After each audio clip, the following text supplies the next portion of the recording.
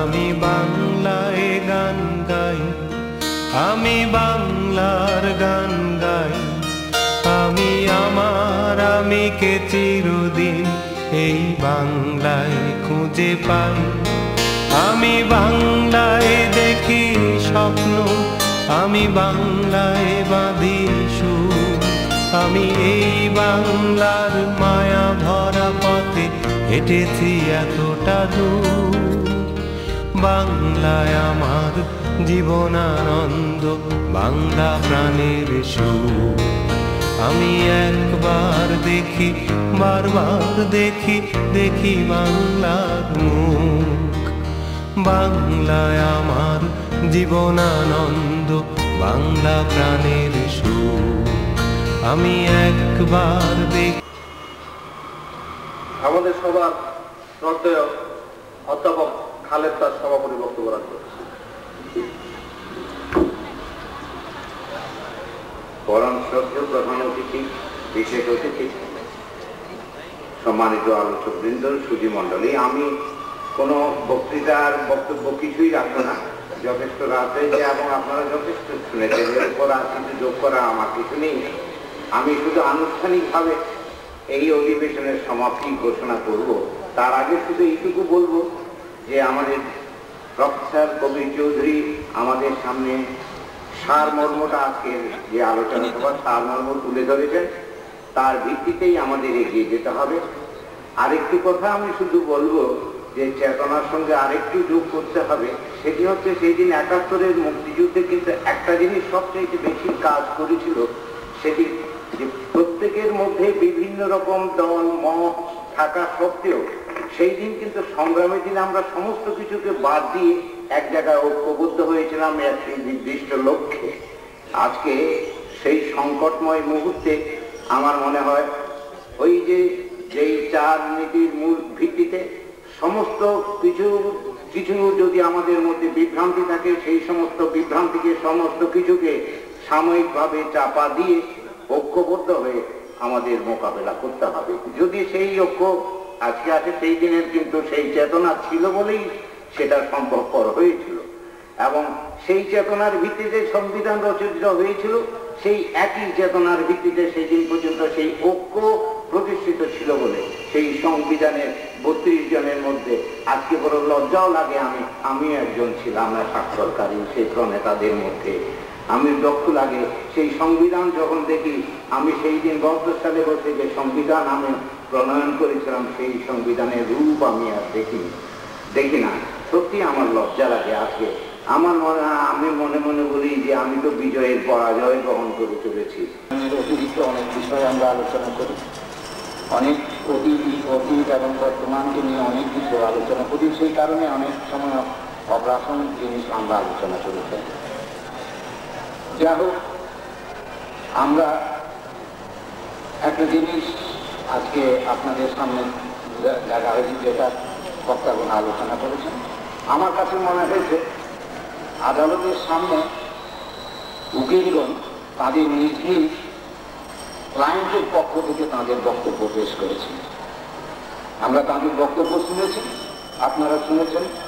আপনারা এই সম্পর্কিত ব্যাপার নিয়ে ভবিষ্যতে আপনারা এই বিষয়ে একটা সিদ্ধান্ত আপনারা নিতে পারবেন। এই অনেক কিছু বলা হয়েছে, অনেক কিছু জিনিস চাপাও দেওয়া হয়েছে, কিছু অনুল্লেখিত রয়েছে। কথা হচ্ছে আমরা যারা সাংবাদিকতার মধ্যে আমাদের একটা বুঝানো হয়, বলা হয় যে একটা সংবাদকে যখন কিছু অংশ চাপা দেওয়া হয় বা কিছু অংশ অনুল্লেখ থাকে, সেটা কিন্তু সত্য সংবাদ হয় না। সত্য সেখানে কিন্তু পীড়িত হয়। এবং সেটা আজকের আলোচনার মধ্যে আমার কাছে কিছু কিছু জিনিস এইভাবে আমাকে পীড়া দিয়েছে। আমি আশা করব যে আজকে এই যে উদ্যোক্তাদের পক্ষ থেকে এই ধরনের যে অনুষ্ঠান, এই অনুষ্ঠানের পেছনে একটা লক্ষ্য থাকে।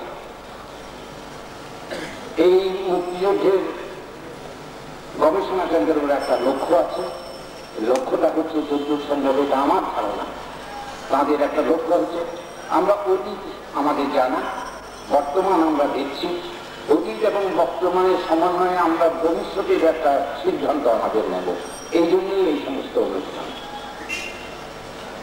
আমরা তো মুক্তিযুদ্ধের চেতনা সম্পর্কে অনেক কথা সব মঞ্চ থেকে, সব বক্তার কাছ থেকে শুনি।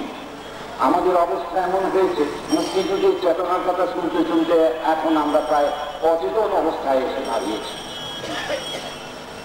আমি যেটা বিশ্বাস করি যে যত কিছু হোক, বঙ্গবন্ধুর শাসক হিসাবে হয়তো বঙ্গবন্ধুর অনেক ব্যর্থতা আছে, কিন্তু মুক্তিযুদ্ধকালীন সময়ে এবং তিনি যখন শাসন ক্ষমতা নিলেন সেই সময় সমালোচকরা সেই দিনের পরিস্থিতি 1972 থেকে 1975 আগস্ট পর্যন্ত বাংলাদেশের সঠিক অবস্থা কি ছিল, তখনকার সরকারের পক্ষে সেই সময় সেই অবস্থাকে মোকাবেলা করার জন্য কি পদক্ষেপ নেওয়া উচিত ছিল, কারা কিভাবে সহায়তা করেছিলেন বা অসহযোগিতা দিয়েছিলেন, সেই সমস্ত ইতিহাসবিদরা যারা ভবিষ্যৎকে বিনির্মাণ করতে চাচ্ছেন, একটা সুন্দর জাতি উপহার দিতে চাচ্ছেন, তাদের সেই কথাগুলো আমার মনে হয় তাদের বলা উচিত।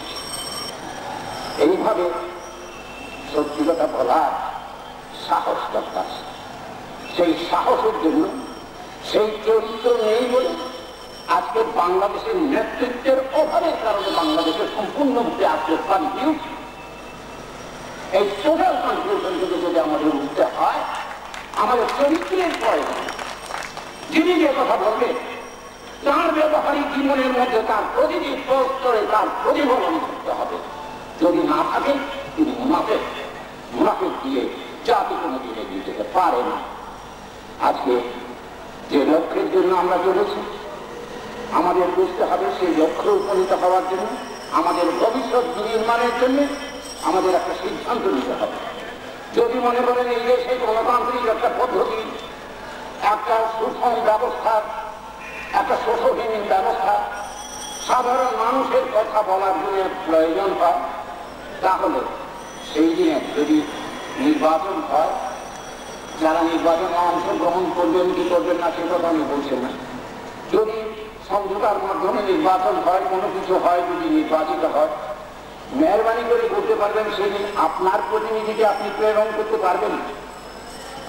টাকার বিনিময়ে বিকবে না সেই ভোটারটাকে, টাকার মধ্যে বিকবে না সেই নেতাটাকে, সাধারণ মানুষের কথায় আসবেন সেই কথাটা বক্তব্যটা রাখবেন কে?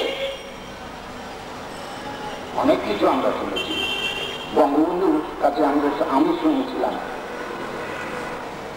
বঙ্গবন্ধুর কাছে খুব আমি ঘনিষ্ঠও ছিলাম না, সবসময় যেতাম না, কখনো কখনো যেতাম।